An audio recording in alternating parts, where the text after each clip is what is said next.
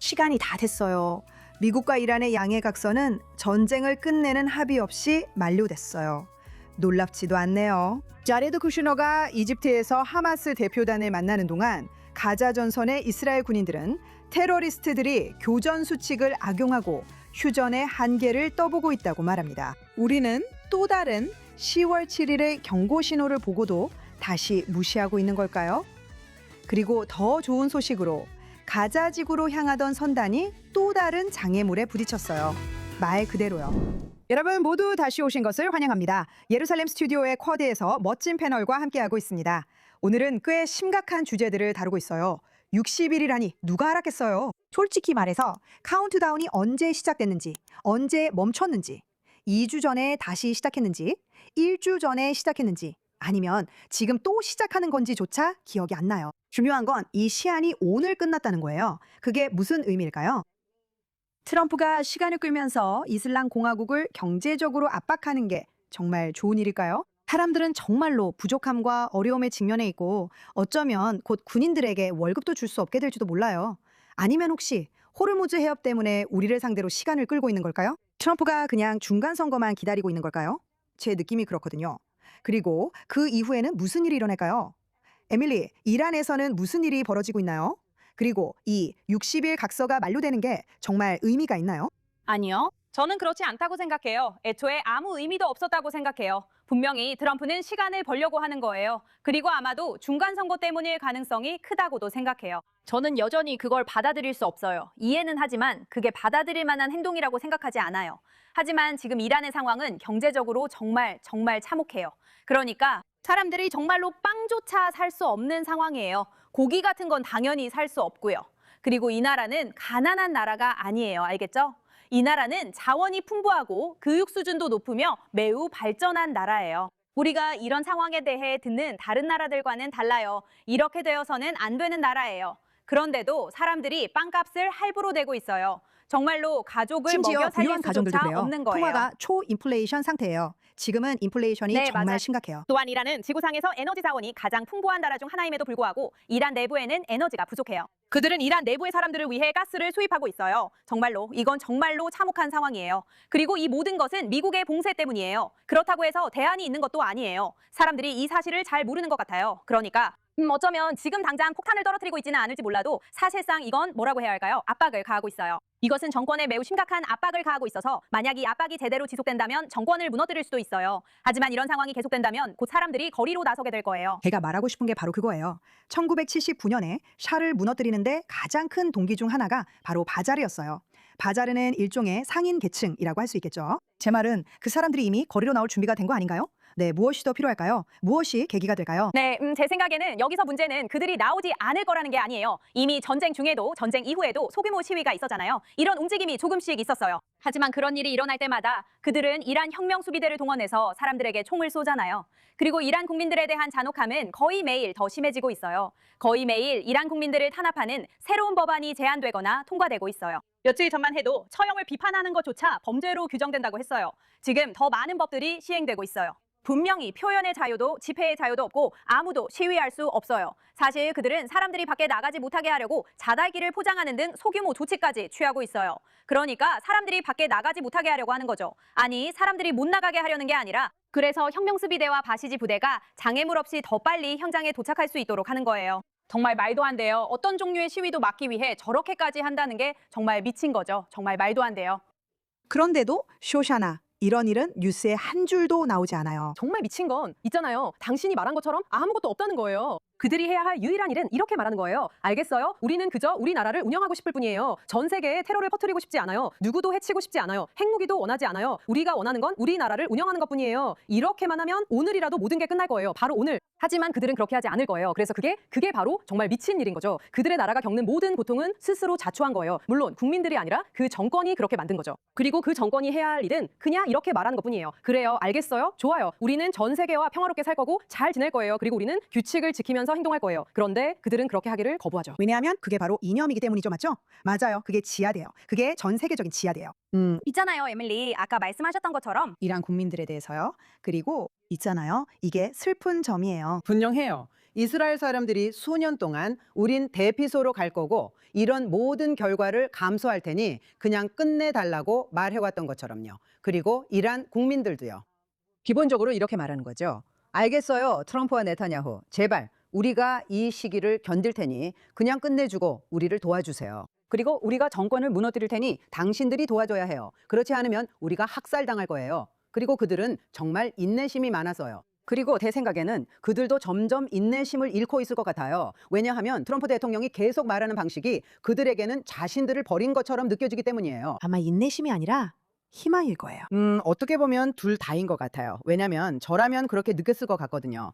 폭격이 계속되다가 갑자기 휴전이 이루어지고 그런 상황이니까요. 맞아요. 경제적 압박이 정말 중요하죠. 그건 사실이에요. 하지만 말씀하신 것처럼 그게 혁명 수비대가 사람들을 총으로 쏘는 걸 막아주진 않아요. 왜냐하면 그들은 마지막 무기, 마지막 총알까지도 쓸 거고 그게 마지막이 아닐 수도 있거든요. 아마 중국과 러시아로부터 계속 지원을 받고 있을 테니까요. 그게 문제예요. 정권 쪽 사람들은 사실 굶주리지 않아요. 이란 국민들이 굶주리고 있죠. 네, 그런데 문제는 만약에 그러니까 혁명 수비대 RARGC, 유레인지스, 화웨이 여전히 월급도 받고 돈도 받겠지만 일반 군대도 필요하지 않나요? 치안과 질서를 유지하려면 일반 군대도 필요하잖아요. 혁명 수비대만으로는 안 되죠. 바시지도 있고 정규 이란군도 있잖아요. 언젠가는 월급을 못 줄 수도 있지 않을까요? 언젠가는 하마스에 돈을 보내지 못할 텐데 우리는 아직도 헤즈볼라에게 돈을 보내고 있나요? 네, 맞아요. 그럴 돈은 분명히 보내고 있군요. 있어요. 네, 테러에는 항상 돈이 있죠. 그게 1순위니까요. 1순위죠. 하지만 실제로 그렇고 그건 군대와 이란 혁명수비대 IGC에도 피해를 주고 있어요. 그들에게 피해를 주고 있죠. 다만 그들이 아직 제대로 기능하지 못할 정도의 수준까지는 아니에요. 혹은 이탈하는 것. 맞아요. 이탈도 필요하죠. 네, 맞아요. 제 생각에는 그건 바로 레자 팔라비 왕세자가 1년 또는 2년 전에 이런 이탈자 데이터베이스를 만들기 시작했던 걸로 알아요. 모으기 시작했죠. 그리고 정말 많은 사람들이 우리는 거리에서 우리 국민을 총으로 쏘지 않을 거야 라고 말하는 중요한 전환점이 올 거라는 희망이 있었어요. 정말로 악의 세력이 완전히 장악한 걸까요? 아니면 이 사람들이 이제는 생존을 위해 싸우고 있는 걸까요? 그러니까 파면이 도움이 되지 않을까요? 저는 그냥 이해가 안 돼요. 좋아요. 아니요. 국제 엠네스티가 아니라요. 저는 그들에게 사면을 주자는 거예요. 그러면 더 많은 변화를 만들 수 있지 않을까요? 요점은 우리가 그들을 무너뜨리려면 거꾸로 어떻게 접근해야 할까요? 문제는 이슬람 공화국이 아주 능숙하게 아테시의 모든 고위직, 실제 군대의 고위직을 교체했다는 거예요. 혁명 수비대가 아니라요.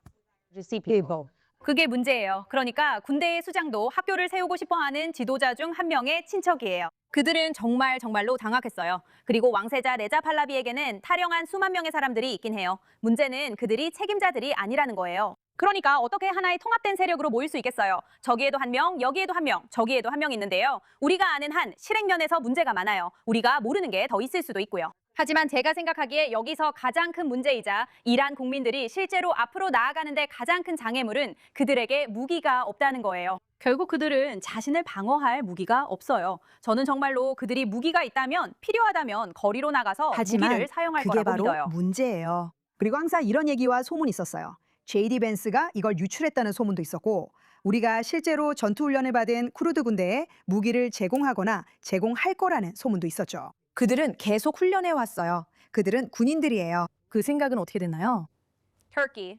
우리가 아는 한 그렇죠. 상황이 그렇죠. 항상 터키잖아요. 그렇죠? 그리고 터키에 대해 이야기하고 터키가 관여하지 말아야 할 곳에 끼어드는 거죠. 제라드 쿠슈너가 그 지역에 있고 하마스와 만났어요. 네, 여러분.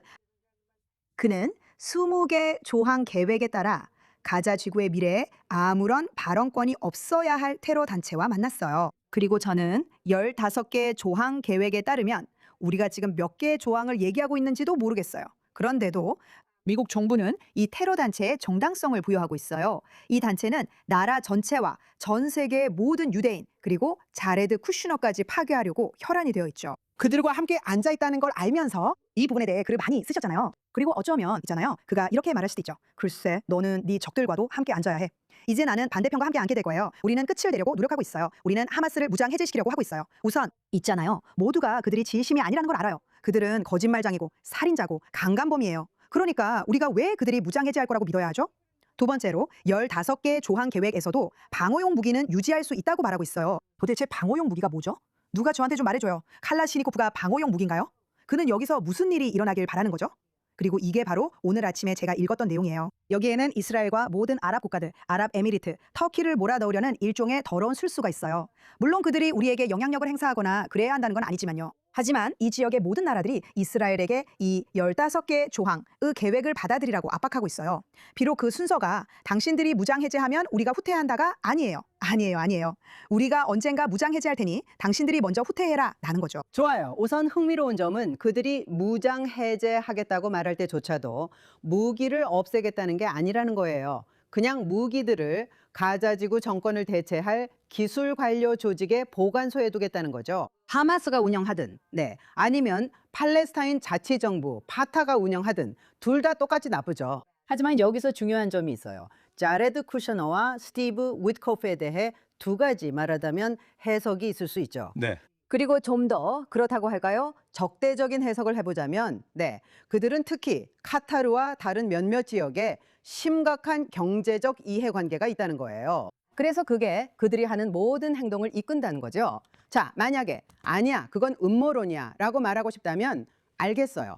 좀 더 관대한 시각을 갖고 싶다면 더 관대한 해석은 그들이 멍청이라는 거예요. 그리고 이스라엘이 수십 년 동안 우리가 컨셉지아라고 부르는 것에 대해 멍청하게 행동했던 것처럼요. 이렇게 사악한 적들이 있다는 생각이죠. 자, 그럼 우리가 그들과 어떻게 평화를 이룰 수 있을까요? 한 가지 방법은 그들과 싸우고 나서 협상 테이블에 앉자고 말하는 거예요. 그리고 그들에게 주자고 말하는 거죠. 그들에게 무기와 경찰력을 주자. 그러면 그들이 우리를 좋아하게 될 거야. 그리고 이런 일은 사실 이스라엘 건국 초기부터 계속되어 왔어요. 보통 1948년에도 그랬죠. 그때도 이스라엘 내에서는 의견이 갈렸어요. 한쪽은 이스라엘 땅에 철권으로 들어가야 한다고 했고, 다른 쪽은 아니야, 그냥 아랍인들에게 그들의 것을 주자고 했어요. 의료 서비스를 제공하고 잘 지내면 우린 모두 행복하게 살 수 있을 거라고 했죠. 그래서 저는 좀 더 관대한 해석으로 자레드 쿠시너와 스티브 위트코프가 중동 문제에 대해 비현실적인 환상 속에 살고 있다고 말하는 거예요. 그래서 그들이 경제적 이익에 의해 움직인다는 것보다 더 관대한 해석이죠. 저는 둘 다라고 생각해요. 사실 그들은 정말 아마도요? 친절하다고 생각해요. 순진하죠. 분명히 스티브 위트코프와 쿠슈너 모두 카타르에 심각한 경제적 이해관계가 있다는 것이 입증됐어요. 그게 그들의 결정에 영향을 미치는지는 그건 여러분이 판단하시길 맡길게요. 하지만 분명한 건 그들 둘 다 중동 사람들의 사고방식을 제대로 이해하지 못한다는 거예요. 왜냐하면 그들이 아랍 세계에서 만나는 사람들은 모두 엘리트 중에 엘리트거든요. 저는 전혀 모르겠어요. 스티브 위코프가 알겠죠, 그쵸? 카타르 엘리트 계층에 대해서는 아주 잘 알죠. 하지만 10월 7일 이스라엘을 침공해서 집단 강간과 납치 행위를 저지른 가자지구 사람들에 대해서는 전혀 몰라요. 그래서 그들은 전혀 감을 못 잡아요. 중동이 실제로 어떤 극단주의에 직면해 있는지에 대한 개념조차 없어요. 그들은 그럴 거예요. 이란의 이슬람 아니에요. 공화국과 왜냐하면 협상한 그들은 후라면요. 당신에게 거짓말을 하거든요. 그리고 이 사람들이 협상 초반부터 이미 우리에겐 11개의 핵폭탄이 있다고 말했어요.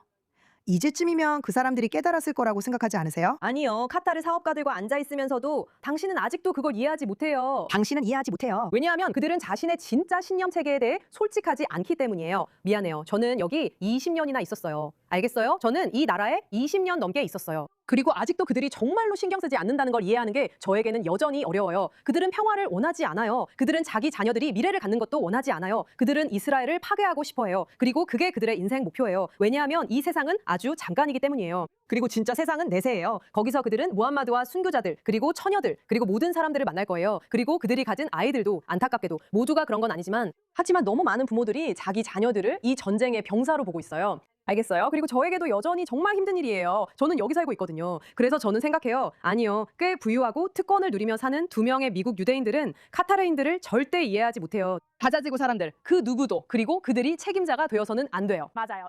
그들이 그 보고를 받았는지는 잘 모르겠어요. 이스라엘이 지금 무슨 일이 일어나고 있는지 그들에게 잘 알리려고 노력하고 있거나 잘 알리고 있다고 확신해요. 하지만 최근에 IDF 탱크가 지나가다가 하마스의 폭발물이 발견된 적이 있었어요. 다행히도 군인들은 사망하지 않았어요.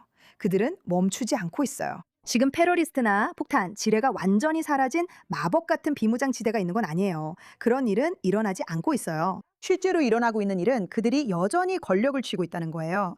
그들은 여전히 자기 국민들을 억압하고 있고 인도적 지원도 여전히 훔치고 있어요. 그리고 그들 중 많은 사람들이 꽤 잘 먹고 있는 것처럼 보여요. 그러니까 도대체 굶주림이 어디에 있는지 궁금해지죠? 그들은 지금 가자 지구에서 첨단 헬스장과 컨트리 클럽을 열고 있어요. 그들의 동포들은 천막에서 지내고 있는데 이게 바로 도둑 정치와 테러리즘, 지하드의 세계가 어떤 모습인지 보여주는 거예요. 이란에서도 똑같고 카타르에서도 똑같고 어디서나 똑같아요. 그리고 가장 슬픈 게 뭔지 아세요? 이미 미국에도 이런 정치인들과 DSA가 침투해 있다는 거예요. 그들은 이미 문 앞까지 와 있어요. 유럽도 이미 점령당하고 있죠. 우리만 눈을 뜨고 있는 걸까요? 잘 모르겠어요. 정말 모르겠어요. 거의 그래요. 맞아요. 거의 다 됐어요. 네, 그리고 이란 사람들도요. 맞아요. 정확해요. 이란 사람들요. 그런데 있잖아요. 당신이 엘리트들 얘기했을 때 그 사람들은 그냥 엘리트들하고만 만나요. 그런데 뭔지 아세요? 다시 말하지만 그 사람들은 바보예요. 왜냐하면 그 엘리트들도 자기 나라의 다른 사람들과 똑같이 지하디스트 세계관을 가지고 있거든요. 물론 저는 이란 사람들을 말하는 게 아니에요. 왜 제가 그렇게 말하냐고요? 우리는 그걸 계속해서 봐왔어요.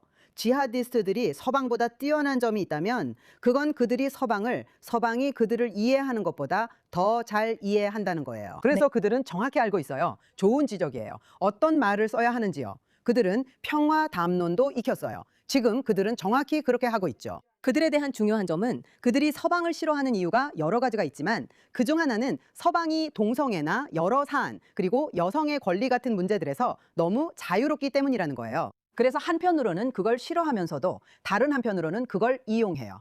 그들은 그걸 잘 알고 있고 그냥 이런 말만 하면 된다는 걸 알아요. 흑인 대 백인, 영거의 권리 또는 인권 같은 말이요. 그들은 그런 말을 전혀 믿지 않지만 그런 말이 서구 사회의 모든 감정을 자극한다는 걸 잘 알고 있어요. 그리고 그 점에서 아주 영리하죠.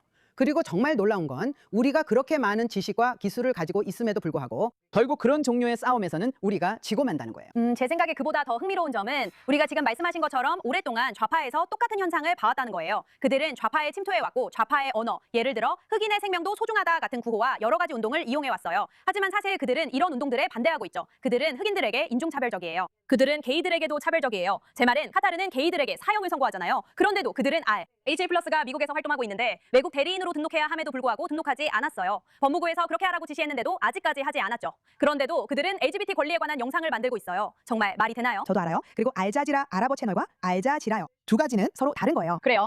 영어는 굉장히 다원적이에요. 네, 물론이죠. 알자지라 아랍어는 그냥 완전히 가차 없어요. 제가 만들어 볼게요. 하지만 받아들일 수 없는 건 그들이 우리에게 무엇을 해야 하는지 지시하고 있다는 거예요. 그리고 우리 군인들이 직접 상황을 보고하고 있어요. 다시 한번 여성들이 최전선에서 화면을 보며 무슨 일이 일어나고 있다고 말하고 있죠. 그리고 가자 지구에 있는 고위급 군인들은 우리가 그들이 땅을 파는 걸 보고 있지만 쏠 수 없다고 말하고 있어요. 왜냐하면 미국인들이 우리 손을 뒤로 묶고 있기 때문이에요. 그리고 그건 정말 받아들일 수 없는 일이에요. 왜냐하면 전선에 있는 건 우리 아이들이지 그들의 아이들이 아니니까요. 하지만 제가 말씀드리고 싶었던 건 그들이 이제 침투하고 있다는 거예요. 네, 우리가 그들의 예전에 그런 걸 본 적이 얼굴에서 있어요. 본 적이 그래서 이런 일이 벌어지는 거예요. 약간 환상적이고 이념적인 것처럼요.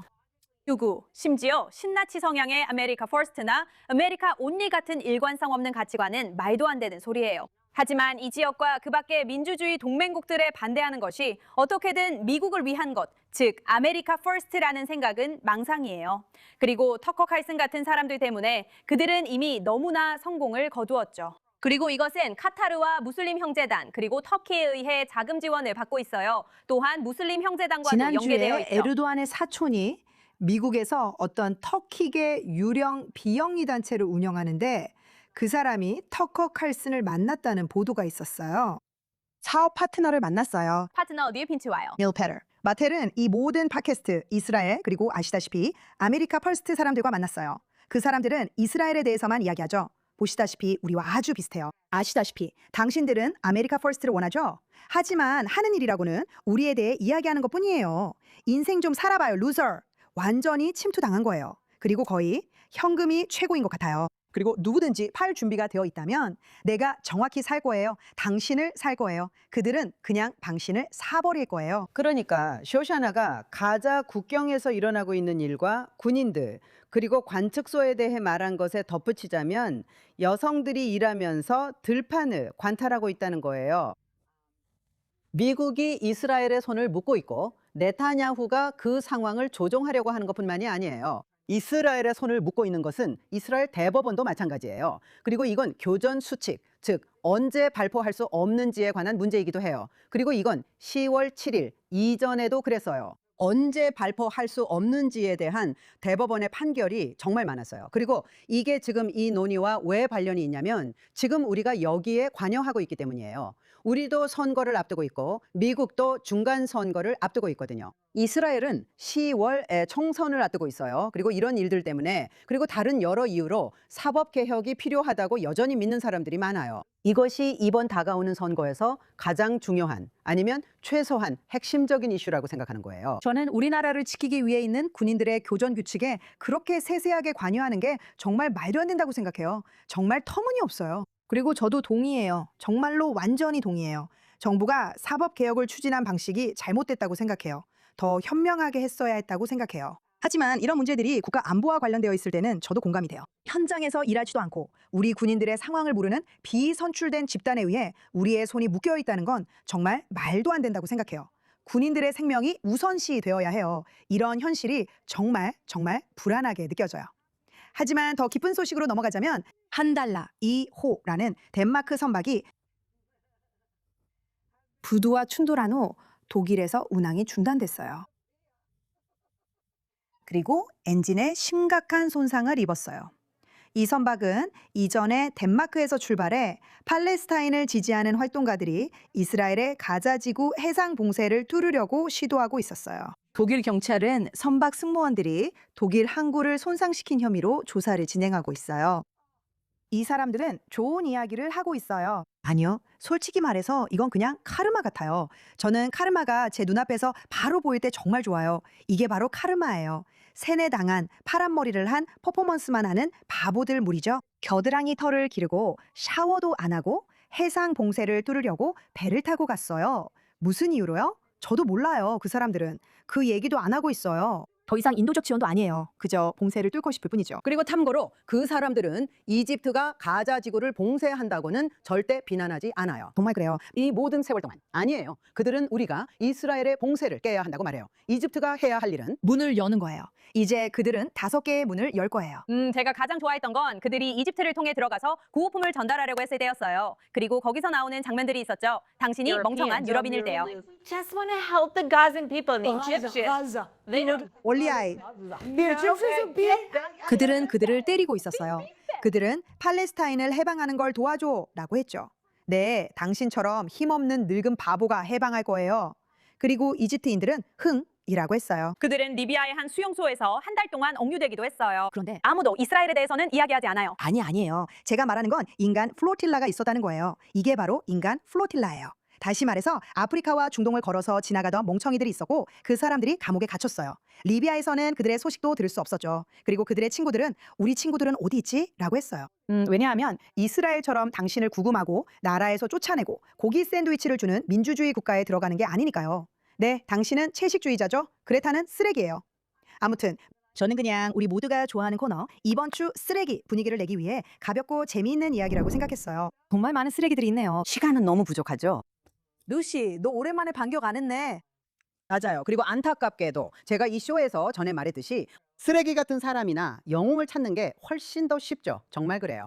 정말 알다시피 점점 약해지기 시작해요. 그래서 이번 주에 쓰레기 같은 사람들은 좀 특이해요. 어떤 면에서는 중동과 관련이 있어요. 알리 야할롬과 리엘 야할롬이라는 엄마와 딸인데 일주일 전쯤 아니면 열흘 전쯤 그쯤에 그 가족이 실종 신고를 했어요. 엄마는 50세이고 딸은 24세예요. 쇼샤나가 저와 의견이 다르다는 건 알지만요. 네, 맞아요. 알겠어요. 네, 계속하세요. 알아요. 제가 표결에서 졌네요. 청중들에게 말씀해 주세요. 왜 그게 괜찮다고 생각하시는지요? 그리고 나서 우리가 와서 당신을 공격할 거예요. 이 두 성인 여성은 가족과 모든 사람들에게 프라하행 비행기표를 샀다고 말했고 그 다음에는 기차를 타고 비엔나로 갔다고 했어요. 그리고 나서 그들은 다음 주나 며칠 후에 이스라엘로 돌아오는 비행기표도 예약해 두었어요. 그들은 떠났고 여행하는 셀카를 가족에게 보내며 연락을 주고받았어요. 그런데 갑자기 아무 소식이 없었어요.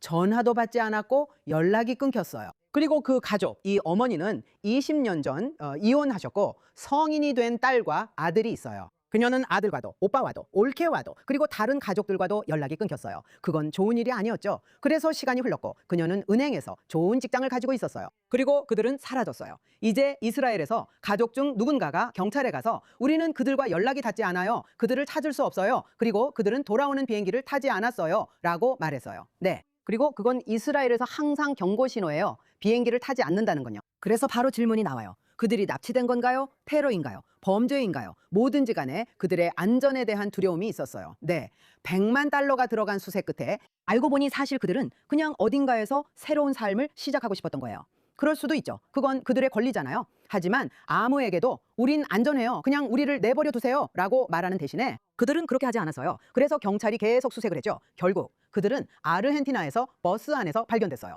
그들은 이스라엘과 범죄인 인도 조약이 없는 또 다른 라틴 아메리카 국가를 찾으려고 했던 것 같아요. 하지만 이스라엘 경찰과 모든 사람들이 말하길 그들은 아무런 범죄도 저지르지 않았다고 해요. 정말로 아무런 범죄도 저지르지 않았어요. 그래서 왜 그들이 도망쳤는지 아세요? 딸이 사채업자들에게서 돈을 빌렸고 그 사채업자들이 그녀를 죽이려고 했기 때문이에요. 그리고 어머니는 딸을 구하기 위해 자신의 삶을 희생하기로 결심했어요. 그리고 이제 문제는 맞아요. 그들은 어리석었어요. 시간을 낭비했죠. 게다가 그들은 모든 이름을 그대로 사용해서 추적이 가능했어요. 문제는 왜 우리나라에서 이런 상황이 벌어지는가예요. 그리고 이런 일은 군인들에게도 일어나요. 사람들이 너무 절박해서 사채에 손을 대게 되는 거죠. 그리고 나도 잘 모르겠어요. 아마도 정부가 우리에게 모든 것에 대해 50%가 넘는 세금을 부과하기 때문일 수도 있어요. 그게 한 가지 이유가 될 수 있겠죠. 네. 그 부분에 대해서는 전적으로 동의해요. 그건 또 다른 주의 쓰레기들이겠죠. 하지만 제가 그들을 쓰레기라고 부르는 이유는 그게 아니에요. 알겠죠? 그녀가 돈을 빌렸고 그런 일들이 있었어요. 그리고 다시 말하지만 가고 싶은 곳에 가고 하고 싶은 걸 하세요. 뭐든지요. 하지만 왜 온 나라를 끌어들이는 거죠? 하지만 당신은 봐요. 저는 그냥 나라를 끌어들인다는 거예요. 그들을 쫓기로 결정한 거죠. 가족이 하나라고 우리는 가족이 말한 말했으니까요. 것처럼 그들이 아마도 왜 도망쳤는지 알고 있다고 그리고 생각해요. 가족이요. 폭력적인 남자였어요. 그들은 성적 학대에서 도망쳤을 수도 있죠. 그렇죠? 하지만 소문은 돈에 관한 거예요. 그리고 아니에요. 꼭 그런 건 아니에요. 그런 증거는 전혀 없었어요. Well, there will be. Would there? 아니에요. 봐요. 집에 셀카를 보내고 비행기를 타지 않는 거예요. 이스라엘에서는 그런 일이 네, 연관되어 하지만 있을 누군가가 위험이 목숨을 걸고 정말 도망치는 있어요. 상황이라면 그들이 아니에요. 신뢰하는 데에는 그뿐만이 분명 아니에요. 이유가 있어요. 정보요? 우리는 몰라요. 아마 가족을 보호하고 있는 걸지도 몰라요. 우리는 몰라요. 하지만 제가 한 가지 말씀드릴게요. 제 아들, 그러니까 지금은 많이 컸지만 그 아이가 5살이었을 때였어요. 제가 아들과 놀이터에 있었는데 그 아이가 사라졌어요. 그래서 저는 뛰어가면서 그의 이름을 소리쳐 불렀고 정말 정신이 없었어요. 당연히 울고 있었죠. 그리고 결국 그때는 휴대전화도 없었어요. 저는 어쩔 수 없이 4층을 뛰어 올라가 집에 가서 전화를 걸어 경찰과 남편에게 연락해야 했어요. 제가 계단을 올라갔더니 그가 우리 집 옆 계단 맨 위에 앉아 있었어요. 그래서 제가 말했죠. 어디 있었던 거야? 제발 그러지 마. 정말 날 찾을 수가 없었어. 그랬더니 그가 말했어요. 난 내가 어디 있는지 알고 있었어. 난 길을 잃지 않았어. 내가 어디 있는지 알고 있었어. 제가 말하고 싶은 건 이 여성들은 성인이었고 그런 일이 자신들에게 일어날 수 있다는 걸 이해했어야 한다는 거예요. 누가 그들을 학대했는지 안 했는지는 모르겠어요. 그리고 만약 사채업자들이 그들을 쫓고 있었다면 그런 상황도 이해해요. 하지만 문제는 메시지조차 보내지 않는 거예요. 사실 우리는 그들을 찾으러 갈 거예요. 그들이 비엔나에 있는 영사관에 전화했어요. 거기 있나요? 네. 그래요? 그런데 왜 아무도 그걸 몰랐죠? 제 생각에는 그들이 그렇게 말했다고 해서 그런 것 같아요. 네, 그들은 그건 대답하지 끝났다고 않아요. 했어요. 아주 익숙하죠. 영사관에서는 아무런 받지 결과가 않아요. 없어요. 온갖 형태의 무능함이죠. 세상에 세상에 겹겹이 색깔의 쌓여 신들이에요. 있어요. 지금 우리가 반유대주의가 심각한 시대에 살고 있다는 사실이 중요한 것 같아요. 그리고 프랑스에서 한 젊은 남성이 납치되어 며칠 동안 고문을 당한 사건도 있었죠. 그리고 어머니와 딸이 폭행을 당했고 어머니는 중환자실에 입원했어요. 면회 물품이에요. 네. 여기서 배울 수 있는 교훈이 정말 많다고 생각해요. 이 일의 여러 가지 측면에 대해 많은 교훈이 있죠. 하지만 정부가 해야 할 마지막 일은 지금 그들을 찾는데 든 100만 달러를 물리겠다며 소송을 하겠다고 위협하는 거예요. 아니요. 사실 그건 말도 안 돼요. 그들은 이미 대출도 있잖아요. 아니에요. 저 진짜로 경찰이 돈을 돌려달라고 요구하지 않을 거라고 말했다는 기사 읽었어요. 경찰이 낯선 사람들로부터 받은 크라우드 펀딩 돈은 돌려줄 거라고 했어요. 그러니까 제 말은 그것도 다행이죠. 그 가족은 괜찮아 보이더라고요. 잘 모르겠어요. 다시 말하지만 우리는 잘 몰라요. 그리고 저는 그냥 그분들이 걱정돼요. 그렇게 자신의 삶을 뒤로하고 떠나려면 정말 절박한 상황이어야 하잖아요. 네. 그리고 우리가 해야 할 일은 만약에 뭔가 해야 한다면 여기서 사채업자들이 어떤 상황인지 생각해 봐야 한다고 생각해요. 왜냐면 저는 정말 끔찍한 이야기들을 들었거든요. 정말 끔찍한 이야기들이요. 가끔 군인들이 군대에 들어가는데 그들은 가족을 도우려고 했던 거예요. 정말 가난하거든요. 그리고 사채업자가 그들을 쫓고 있어요. 그리고 마파케다. 지휘관이 군인들이 대출 문제를 해결할 수 있도록 도와주려고 나서기도 해요. 우리나라에 이런 문제가 있어요. 그런 경우가 정말 많아요. 그리고 우리나라에는 이런 종류의 문제가 있어요. 우리는 항상 생존을 위해 싸우고 있기 때문에 우리가 해결해야 할 내부적인 상황들을 무시하게 돼요. 이스라엘에서도 그런 일이 일어나고 있어요. 우리는 항상 문제를 수습하느라 바쁘고 전략을 세우지 않아요. 내부적으로 해야 할 일들도 하지 못하죠. 그래도 루티 고마워요. 덕분에 정말 멋진 토론이 만들어졌어요. 사실 저 그 부분에 대해 한 가지만 더 덧붙이고 싶어요. 마피아 조직들에 대해서인데 정말로. 그리고 이런 부정적인 영향이 가장 심하게 미치는 분야 중 하나가 아랍계 공동체예요. 지금 이 순간에도 그들이 아랍계를 표적으로 삼고 있어요. 통합되어 있고 사회에 기여하고 있는 사람들이에요. 그런 정육점 주인도 있어요. 그들 중 한 마피아 조직이 그에게 돈을 내라고 협박하고 있어요. 그리고 이 아랍계 이스라엘 정육점 주인은 군인들에게 수백 킬로그램의 고기를 기부했어요. 네, 그리고 참고로 대출 문제만이 아니에요. 그는 문을 닫았어요. 그건 대출이 아니에요. 보호비 요구일 그들은 이 뿐이에요. 마피아들에게 돈을 빌린 게 아니라 이 사람들이 가게에 가서 보호비를 내라고 말해요. 그러면 우리가 당신의 가게를 망가뜨리지 않겠다고 해요. Helping those. I know it's like terrible. We have a It's terrible. protection problem and we need to deal with that. And again, 외부에 which is 적이 always a 있다는 headache. 불리한 변명이죠. 우리가 상대해야 하니까요. 존의 한 주에는 무슨 일이 있었나요? 제발 다음 제발, 주에는 좀 신이 싫어. 나아지게. 정부요. 알겠어요. 에밀리, 이번 주에 당신이 뽑은 쓰레기 같은 사람은 누구예요? 이번 주에 제가 뽑은 쓰레기 같은 사람은 직접 영상을 만든 여자예요. 그녀가 직접 찍었어요. 그녀가 자기 자신을 촬영했어요. 미국계 이스라엘인이라는 이유로 미국계 이스라엘인 고객을 쫓아낸 거예요. 이 장면을 한번 보시죠.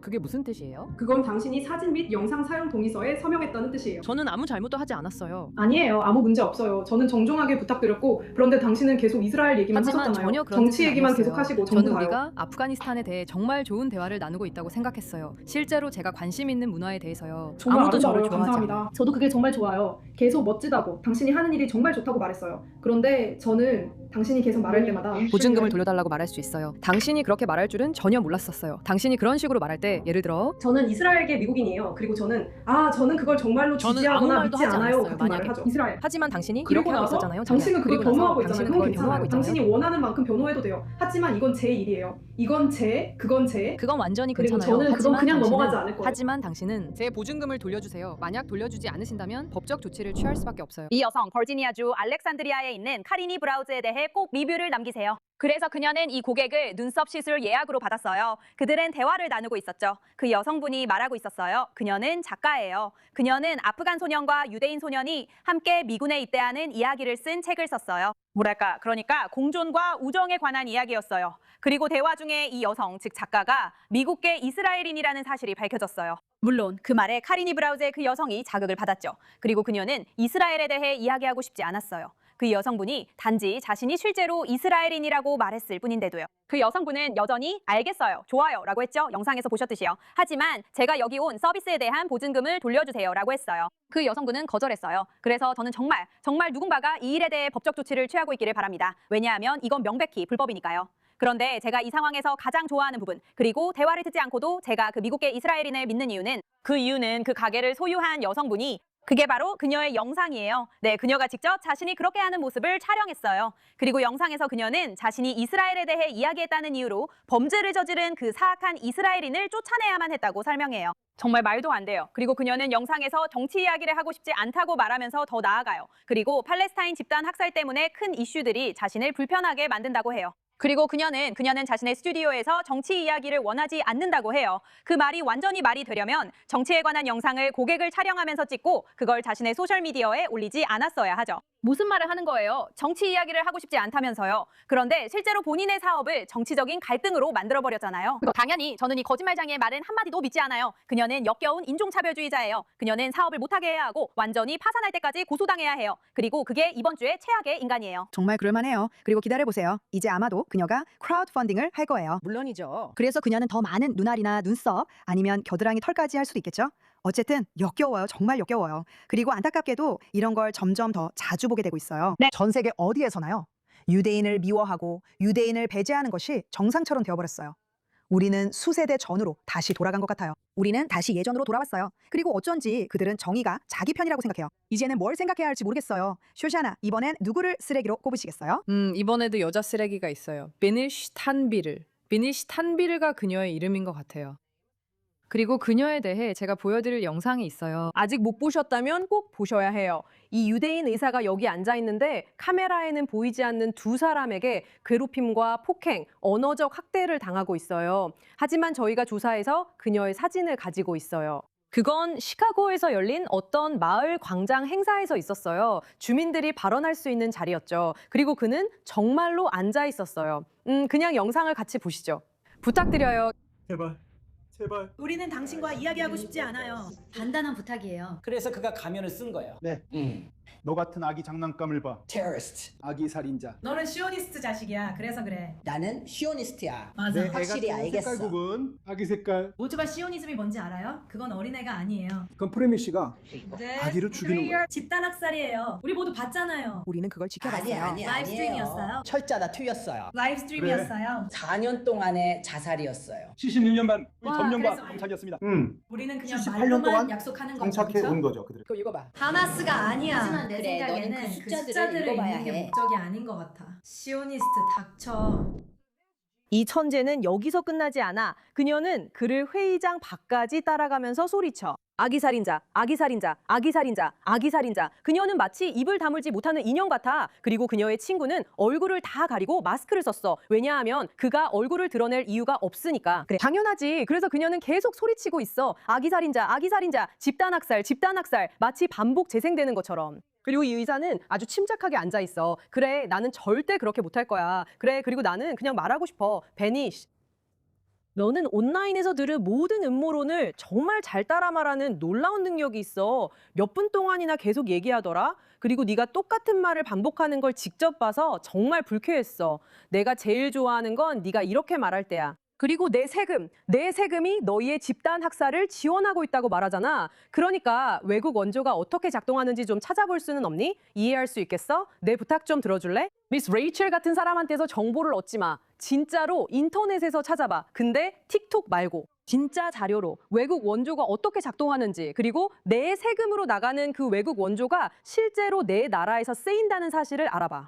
그래서 너가 이득을 보는 거야. 미국도 이런 외국 원조 패키지에서 이득을 봐. 그리고 솔직히 말해서 나는 너 같은 사람들이 사회의 찌꺼기라고 생각해. 너는 네 자신의 생각도 없고 머릿속에서 생각을 굴릴 만한 능력도 없어. 넌 그냥 똑같은 말만 반복하고 이웃들을 괴롭히지. 그리고 언젠가 네가 그 사람의 응급실에 실려가길 신께 빌어. 그는 너를 치료해 줄 거야. 왜냐하면 그는 괜찮은 사람이니까. 그리고 네 목숨을 구해준 사람을 바라보면서 네가 그 사람에게 대놓고 아기 살인자라고 부를 염치 아니면 뻔뻔함이 있겠지. 그는 너를 돌봐줬음에도 불구하고 말이야. 그게 바로 그가 할 일이니까. 그래. 시온주의자가 그녀의 목숨을 구해줄 거야. 시온주의자가. 맞아.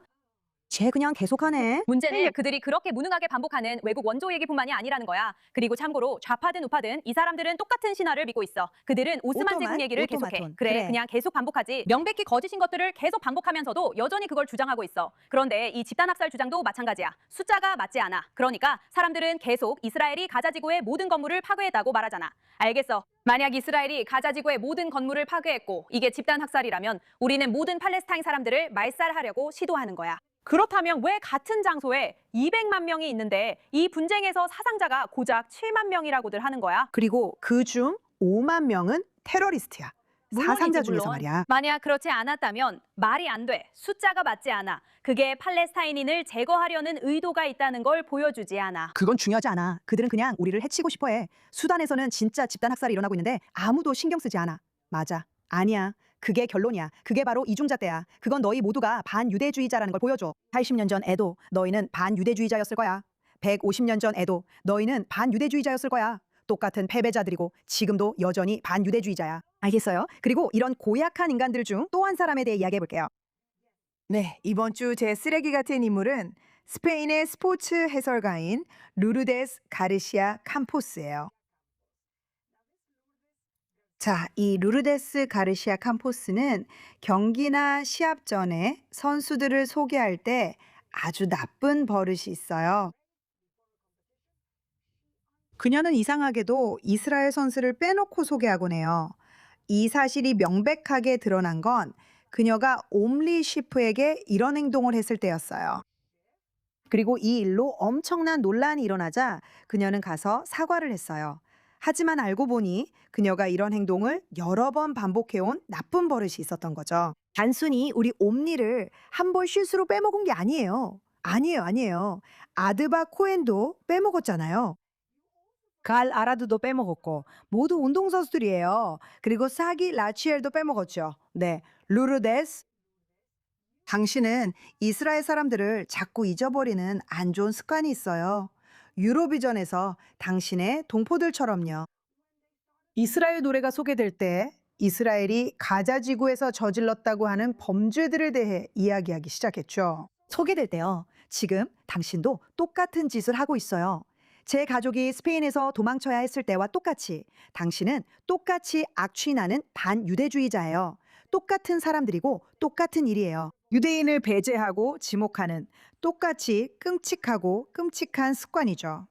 그래요. 그게 바로 당신이에요. 스페인 전체가 그런 건 아니에요. 하지만 분명히 룰데스 가르시아 캄포스 같은 반유대주의자들이 많아요. 유로비전에 있는 사람들처럼, 주류 언론처럼요. 그리고 페드로 산체스를 좋아하는 모든 멍청이들처럼요.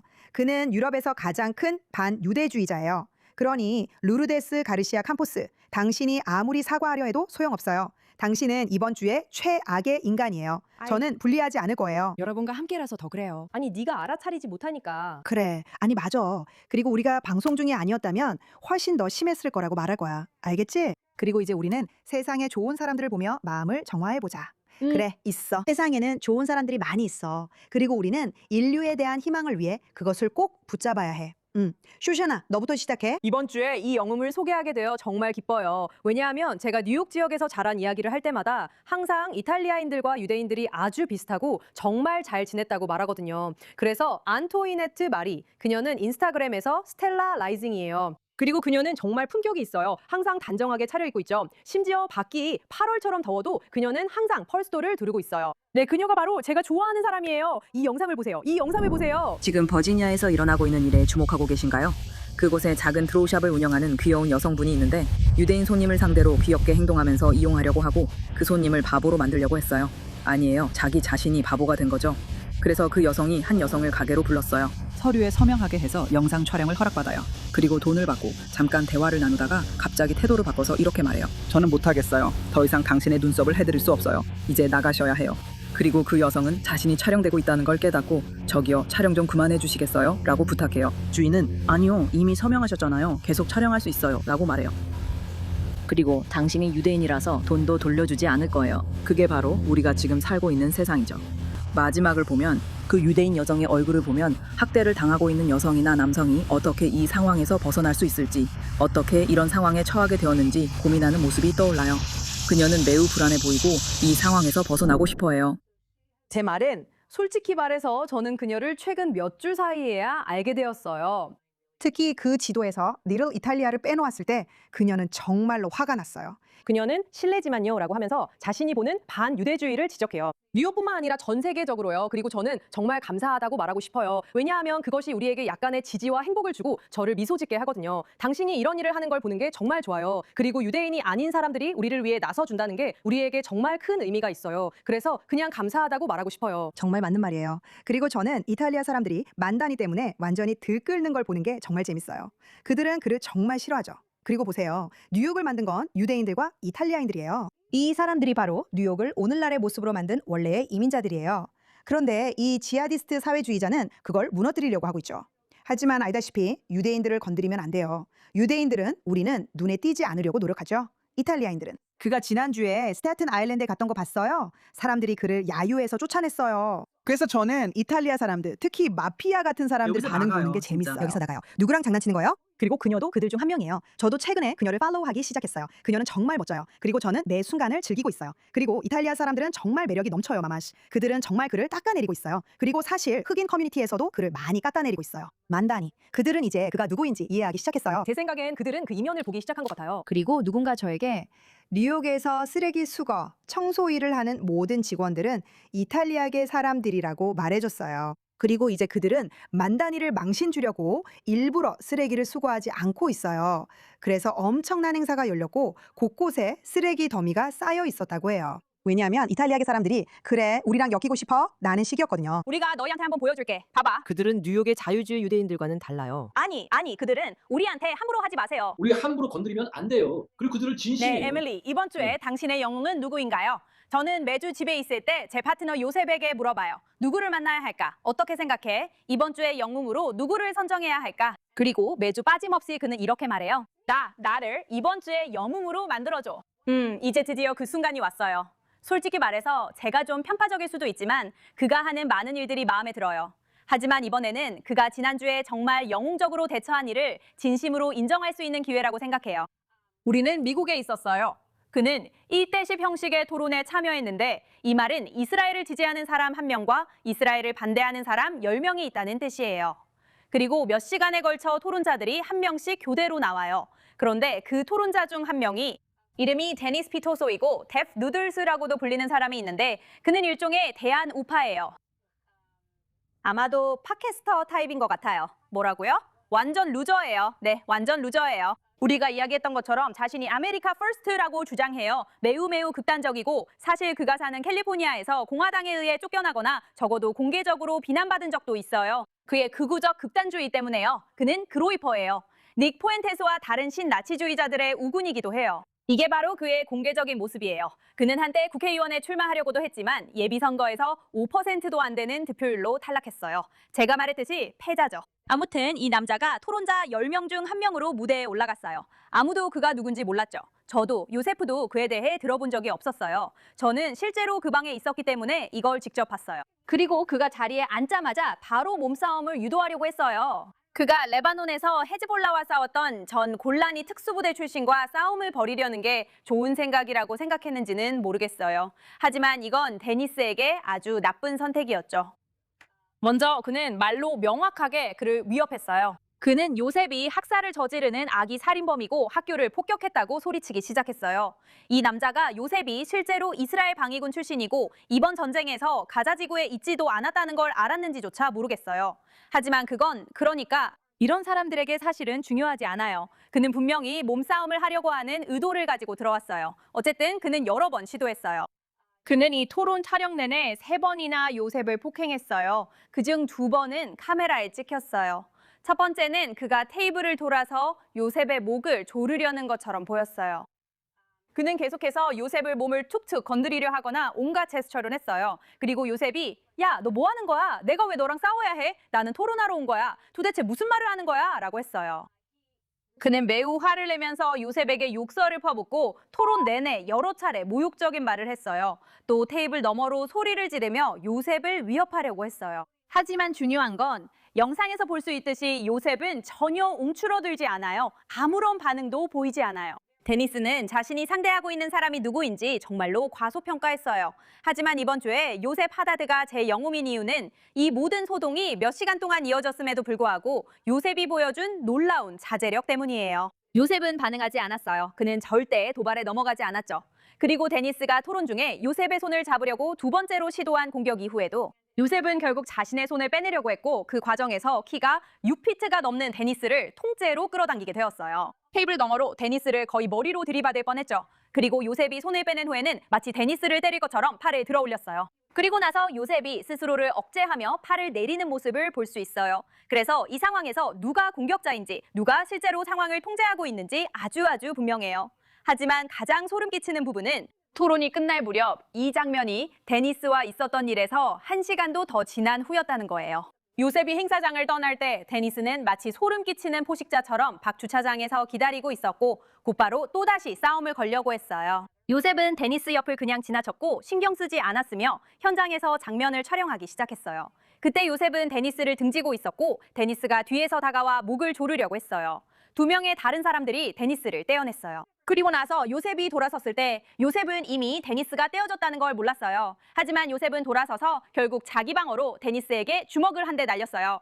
이제 경찰에 신고가 접수되었고 조사가 진행 중이에요. 부디 이 사람이 폭력 행위로 체포되길 바랍니다. 하지만 영상을 한번 보세요. 앉아. 일어나. 바로 여기 있어. 바로 여기 있어. 네 옆에 있어. 내가 네 바로 옆에 있어. 내가 맞아. 나는 내가 하고 싶은 건 뭐든지 할 수 있어. 무슨 일이야? 괜찮아? 얘들아. 진짜로 우리 그만하자. 젖들이므로. 나도 그래. 배고파. 너 가져. 밖에 너 가져.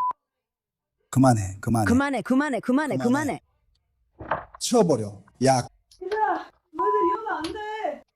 제발 영상 찍지 마. 제발 그러지 마. 너 들어왔어? 내 생각엔 아닌 것 같아. 침착함을 잘 유지한 것 같아. 사실 이번 에피소드의 또 다른 숨은 영웅은 바로 너야. 솔직히 너 정말 침착했어. 나는 아마 당황했을 거야. 정말로 나는 패닉에 나는 빠졌을 아마 거야. 완전히 멘붕했을 거야. 그런데 너는 정말 침착했어. 너는 촬영도 하고 있었고 침착하게 걸어 나오고 있었지. 투표라고 해도 될 정도였어. 하지만 정말로 이 사람은 정말 말만 많고 애초에 싸우는 법도 모르는 게 분명해요. 보시다시피 요세프는 그 남자보다 훨씬 작아요. 그런데도 그래도 그는 스스로를 망신시키고 있어요. 이걸 보면 저도 동달아 민망함을 느껴요. 그리고 이 모든 것 중에서 제가 제일 좋아하는 부분은 일이 끝난 후에도 그가 계속 소셜미디어에서 자기 행동을 정당화하려 했다는 거예요. 걔가 말하고 있었던 건 요셉은 아기들을 죽였다고 자랑하고 있었어요. 그건 그의 머릿속에서 완전히 꾸며낸 이야기예요. 하지만 만약 그게 사실이라고 해봅시다. 정말 그런 일이 일어났다고 해봅시다. 요셉이 들어가서 그래 내가 아기들을 죽였어 받아들여 라고 했다고 쳐요. 그렇다고 해서 누군가를 폭행할 권리가 생기는 건가요? 맞아요. 법 집행관도 아닌 사람이 스스로 폭력을 행사할 권리가 있다고 생각하는 건 정말 말도 안 돼요. 그리고 누군가와 의견이 다르다는 이유로 그 사람들에게 폭력을 행사하는 것이 점점 당연하게 여겨지는 현상. 특히 최근 역사에서 늘 유대인이 표적이 된다는 점은 정말 용납할 수 없어요. 이런 행동은 모든 서구적 가치, 그리고 분명히 우리가 가진 미국적 가치에도 완전히 반하는 거예요. 그리고 자신을 애국자나 미국인 혹은 이런 가치를 중요하게 생각하는 사람이라고 부르는 누구든지 이런 행동을 옹호한다면 정말 부끄러워해야 해요. 그 대상이 유대인이든 이스라엘을 지지하는 아랍계 이스라엘인이든 상관없이 말이에요. 혹은 어떤 문제든 당신과 의견이 다른 그 누구에게든 말이에요. 맞아요. 아멘. 제 말은 정치적 폭력이 정말 도를 넘었다고 생각해요. 사람들이 그리고 그건 당신과 의견이 다른 사람들과 정상적으로 대화할 수 있는 능력을 잃으면서 따라오는 거예요. 그건 바로 cancel culture에서 비롯된 거예요. 이제는 당신과 의견이 다르다는 이유로 대화조차 할 수 없게 된 거죠. 그 눈썹 친한 여자처럼요. 정말 말도 안 되는 일이에요. 요세프는 정말 영웅이에요. 이스라엘 언론이 이 사실을 알아주고 이제 이스라엘에서 더 큰 영웅이 된 것이 정말 기뻐요. 그는 그럴 자격이 있고 에밀리, 당신도 마찬가지예요. 저라면 당신도 그 영웅들에 포함시킬 거예요. 정말 솔직히 말해서 당신이 침착함을 유지한 건 정말 대단해요. 그리고 왜 가족을 만나러 캘리포니아에 집에 갔는데 이런 일을 겪어야 하는지 모르겠어요. 정말 말도 안 돼요. 알겠어요. 루티, 이번 주 당신의 영웅은 누구예요? 마르코 루비오요. 국무장관님, 모든 게 다 마음에 들어요. 5점 만점에 이게 5점이에요. 바로 사람들이 말하는 말 그대로 마르코 루비오 팬이에요. 하지만 이번에는 정치와 약간만 관련된 이야기를 해보고 싶어요. 알겠죠? 그는 아내와 함께 인터뷰를 했어요. 저도 그 팟캐스트 봤어요.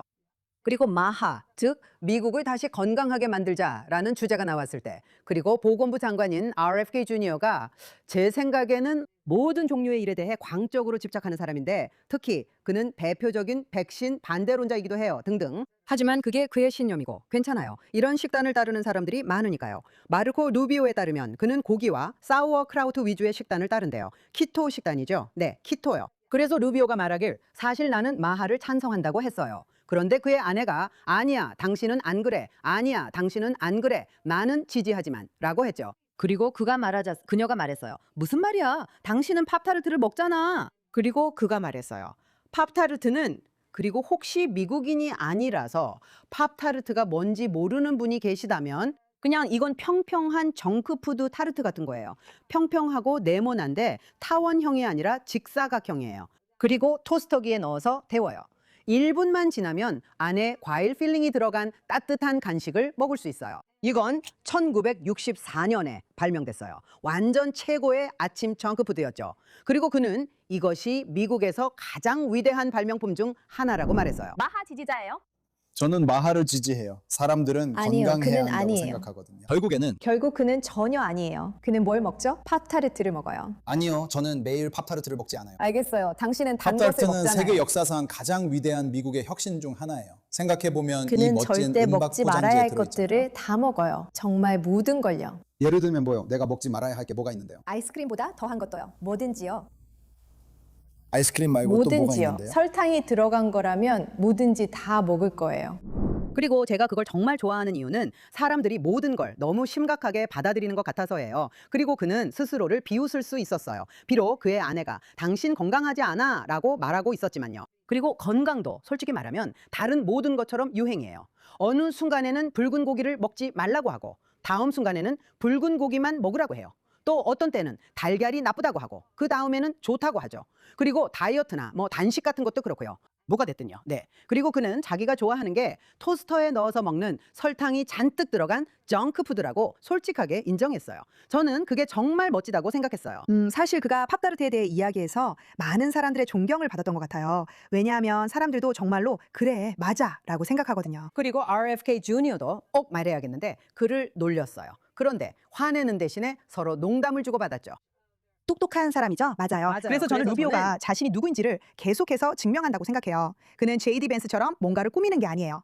제이디 벤스는 완전히 새로운 인물을 만들어냈잖아요. 루비오는 그냥 자기 자신이에요. 그는 좋은 사람이에요. 소탈한 사람이기도 하고요. 그리고 정말 똑똑하고 정말 생산적이고 정말 현명해요. 저는 미국이 그가 진짜 어떤 사람인지 알아봤으면 좋겠어요. 백악관이 그에게 소셜미디어에서 유행했던 모든 밈이 담긴 커다란 포스터를 선물했잖아요. 여러 가지 밈들이요. 그에 관한 밈이 정말 많아요. 그가 어떤 역할을 하든 항상 밈이 만들어지죠. 그리고 모두가 트럼프가 그에게 자꾸 여러 직책을 맡기는 걸 어떻게든 놀리곤 해요. 4가지 직업이요. 맞아요. 그는 정말 수많은 직업을 가지고 있죠. 그래서 모든 밈마다 그가 다른 옷이나 코스튬을 입고 있어요. 그리고 이제 그는 퇴임하는 대변인이기도 하죠. 뭐 그런 식으로요. 그래서 그들은 모든 밈이 담긴 커다란 포스터를 만들었어요. 정말 재미있죠? 저희는 마르코 루비오가 영웅이 되는 걸 항상 좋아해요. 그는 정말 그럴 자격이 있거든요. 그리고 사실 올해가 끝날 때쯤에는 그에게 좋은 일이 될 거라고 생각해요. 제 예측으로는 아마도 쿠바, 공산주의 쿠바가 무너질 수도 있을 것 같아요. 그리고 그건 그가 말할 수 있는 일이 될 거예요. 그는 쿠바계 가정 출신이거든요. 많은 쿠바인들은 공산주의가 나라를 완전히 망쳤다고 강하게 느끼고 있어요. 실제로 그랬죠.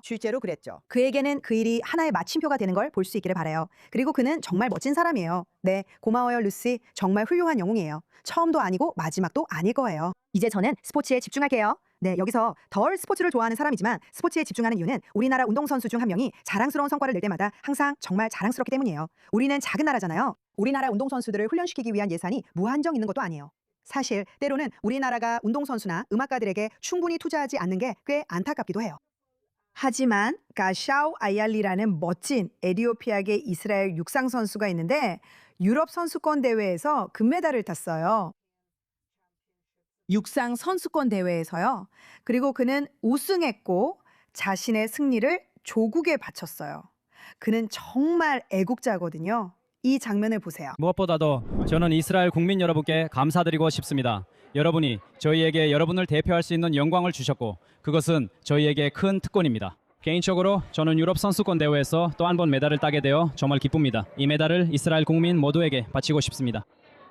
여러분을 정말 사랑합니다. 내년에 다시 만나요. 그러니까 우리는 우리 선수들을 항상 응원합니다. 그들은 전 세계적으로 우리에게 엄청난 존경을 안겨줍니다. 그리고 그들은 정말 어려운 상황에 맞서고 있어요. 때로는 경기장에 나올 때 야유를 받기도 하죠. 그들이 겪는 일은 다른 누구도 겪지 않는 일입니다. 유로비전에서 우리 가수들도 마찬가지예요. 전 세계 어디에서든 우리 선수들도 마찬가지입니다. 지난주에는 유도 챔피언이 있었어요. 정말 대단한 젊은 여성이었죠. 그리고 오늘 저는 특히 이스라엘의 소수 공동체를 생각하면 에티오피아계 이스라엘인인 점이 특히 더 자랑스럽습니다. 우리는 가샤우 아얄리 씨를 정말 자랑스럽게 생각합니다. 당신은 이번 주 저의 영웅이에요. 저도 인스타그램에서 그걸 봤어요. 저 역시 정말 자랑스러웠어요. 정말로 정말 보기 좋았어요. 그가 금메달을 땄어요. 정말 대단해요. 무슨 말인지 알죠? 금메달을 땄잖아요. 정말 대단해요. 적대적인 관중들 앞에서 그런 적대적인 분위기에서 나가서 해내는 건 정말 힘들어요. 그리고 우리는 작은 나라예요. 사실 저는 전 세계에서 무작위로 유대인이나 휴가 중인 이스라엘 사람들을 괴롭히는 사람들에게 이렇게 말하고 싶어요.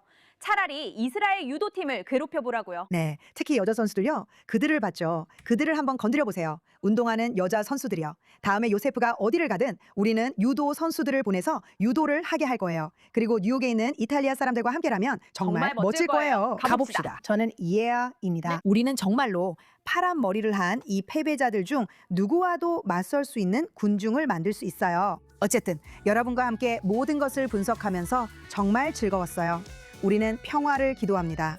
부상당한 우리 군인들의 치유를 위해 기도합니다. 우리는 이 끔찍한 전쟁에서 자녀를 잃은 가족들을 위해 기도합니다. 이 전쟁은 우리가 시작한 것이 아니에요. 그리고 다음 주에 다시 뵙기를 바랍니다. 시청해 주셔서 정말 감사합니다.